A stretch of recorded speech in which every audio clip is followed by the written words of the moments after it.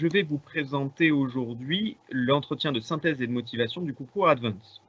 Alors, ça ne vous aura pas échappé, dans le titre même de cet entretien, il y a 2 volets, la synthèse et la motivation. Je vais donc commencer par, la synthèse.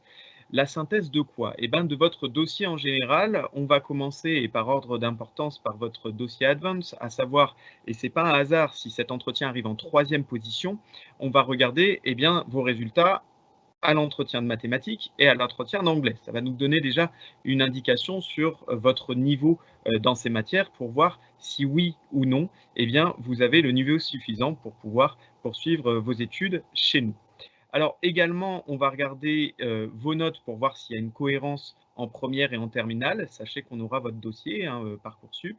Les notes et les appréciations aussi. Ça, c'est toujours important. Essayez de toujours soigner votre dossier. Enfin, on aura aussi une lettre de motivation que vous aurez à faire de façon numérique et on va la lire attentivement pour voir justement votre motivation à rejoindre l'une des écoles du groupe. Donc ça va être le premier volet, on va avoir déjà une première idée, une première partie de la note de synthèse et de motivation.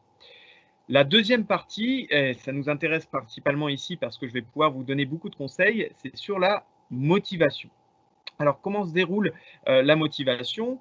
On va vous accueillir, on va vous expliquer les modalités, donc vous aurez 30 minutes en face à face, hein, avec l'examinateur et celui-ci, eh bien, va vous dire ce qu'on va, essayer d'évaluer chez vous, à savoir votre motivation et puis aussi donc, votre, comment dire? Votre correspondance avec l'école, savoir si l'école est faite pour vous et si vous êtes fait pour, les écoles auxquelles vous présentez. Donc la première question, on va vous poser la question suivante. Le concours Advance concerne 4 écoles, eh bien, lesquelles vous présentez et dans quel ordre? Ensuite, eh bien, on va ouvrir un livre en 6 chapitres et on va commencer par le premier chapitre, c'est savoir se présenter. Donc, on va vous poser la question, présentez-vous, on va vous laisser 1 à 2 minutes et ça, c'est un des premiers conseils que je peux vous donner, que vous voyez apparaître dans la diapo. Il faut s'entraîner chez vous à savoir se présenter. Alors, on vous demande votre nom, votre prénom, votre âge, les formations, ce que vous êtes en train de faire, tout simplement, quelles sont les spécialités et les options que vous avez choisies, dans quel lycée et puis pourquoi vous êtes là, hein. N'hésitez pas, pour, montrer votre motivation à ce moment-là et nous dire pourquoi, eh bien, vous postulez au concours Advance. Si vous avez un projet professionnel, par exemple, pour voir si ça s'y inscrit également. Le deuxième chapitre, c'est le chapitre ingénieur. On va vous poser la question, à votre avis, qu'est-ce qu'un ingénieur? Voilà, donc il faut savoir bien répondre déjà à cette question et on va vous demander aussi, bah, pourquoi vous avez envie d'en devenir un? Dans quel domaine? Est-ce que vous avez déjà fait des projets d'ingénieur dans ce domaine-là? Est-ce que vous vous tenez au courant des actualités? Et puis, si vous n'avez pas un domaine très précis, ce qui est souvent le cas, par exemple, pour notre école à l'ESME Sudria, vu qu'on est une école pluridisciplinaire, eh bien, on va vous demander, s'il y a quelque chose qui vous tient à cœur à améliorer, par exemple, dans le quotidien des gens. Vous savez, les ingénieurs, souvent, ils essayent, d'améliorer, soit la condition de vie ou l'efficacité, eh bien, de la vie de certaines personnes. Donc, on va vous poser des questions à ce sujet dans ce chapitre ingénieur, aussi le travail en équipe, si vous êtes familier avec ça, si vous avez des expériences, c'est important. Enfin, troisièmement, on ouvre un troisième chapitre sur l'école en elle-même. Comment vous la connaissez cette école?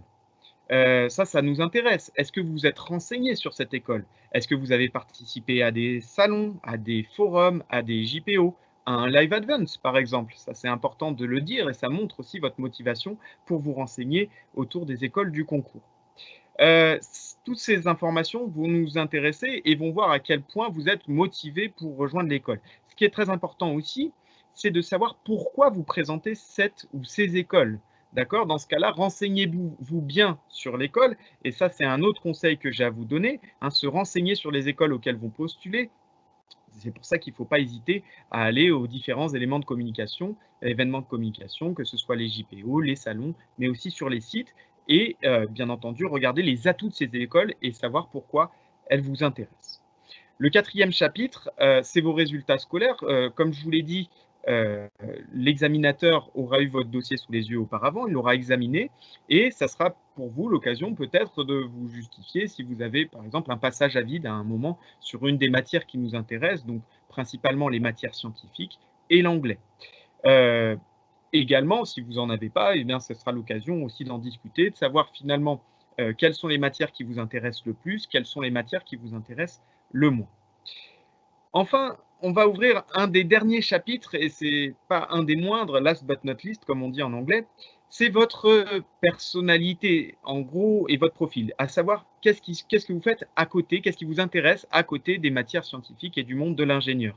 Est-ce que vous avez des activités extrascolaires, des passions, des choses qui vous motivent, hein? On veut aussi des profils un petit peu, finalement différenciants par rapport aux autres, avec une implication dans quelque chose qui n'est pas forcément quelque chose de lié au monde scientifique. Donc le sport, les arts, la lecture, les associations humanitaires, toutes ces choses-là sont très importantes. Et d'ailleurs, à ce stade-là, vous pouvez aussi faire le lien, si vous connaissez très bien les différentes écoles, avec les associations de ces écoles, hein. Souvent, eh bien, ces différentes activités sont présentes au sein des associations. Vous connaissez les associations et montrez que vous connaissez l'école et dites que vous avez envie de participer à telle ou telle association si vous rejoignez l'école. La fin de l'entretien, généralement, hein, quand l'examinateur arrive à la fin des questions, à la fin de la demi-heure, eh bien, il vous propose souvent aussi à vous de poser une question. Est-ce que vous avez une question sur l'école en elle-même, sur son fonctionnement? Donc là, un autre conseil que j'ai à vous donner, c'est ayez sous le coude, préparez quelques questions à pouvoir poser en fin d'entretien si l'occasion se présente.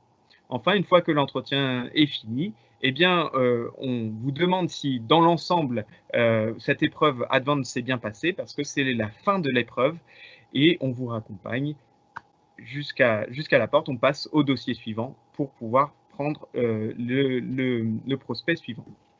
Voilà.